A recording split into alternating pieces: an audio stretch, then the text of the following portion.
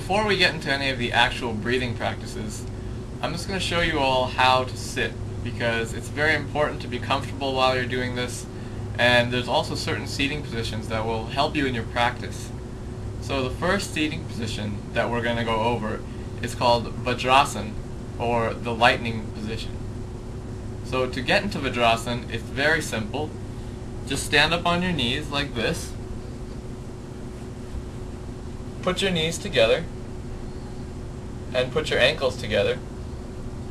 Then sit back on your ankles. And that's it. You're in Vajrasana. Now, a lot of people have trouble sitting in Vajrasana because they have tightness in the knees or they have tightness in their ankles. So I'm going to show you one really easy technique to relieve that tension and allow you to sit in this posture. And all you need for these techniques is a pillow. Shouldn't be too thick, just something thin and a little bit firm. So just take this pillow, and if you have tightness in your knees, stand up on your knees again and place the pillow over your ankles and under your thighs. And now just sit back down on your ankles. And now you're a little bit higher, so it's going to take a lot of that tension off of your knees. Now if you have tension in your ankles, what you're going to do is take the pillow and just place it between your ankles and the floor. And just sit just like that. And that also relieves a lot of the tension that you would have if you have tightness in the ankles. And if you're tight in both regions, just use 2 pillows, it's no problem.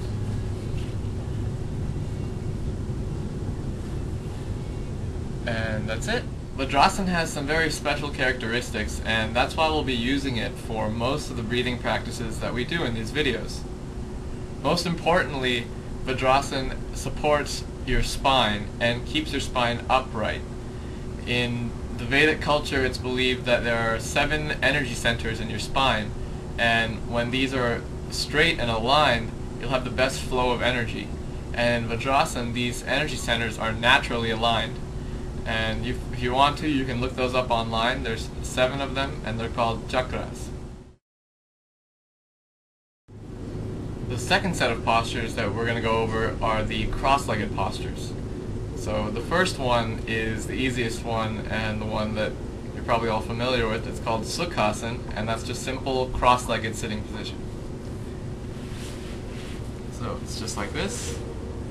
And that's it, Sukhasana, which actually translates into easy posture. The second cross-legged sitting position that we'll be going over is called Ardha Padmasana, and that can be translated into half lotus position. So if you're sitting in Sukhasana, or easy posture, all you need to do to get into Ardha Padmasana is to grab your right ankle and place it on top of your left thigh. And that's it, you're in Ardha Padmasana.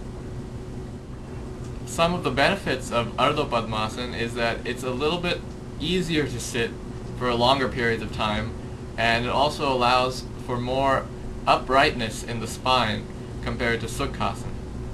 However, if you have any trouble sitting in this position, if you have any pain in your knees or any discomfort in your lower back, I recommend that you continue to sit in Sukhasana until you feel more comfortable in this position. The third cross-legged sitting position is called Padmasana, or full lotus posture. To get into Padmasana, start from Ardha Padmasana, then grab your left ankle and place it on top of your right thigh. And now you're in full Padmasana.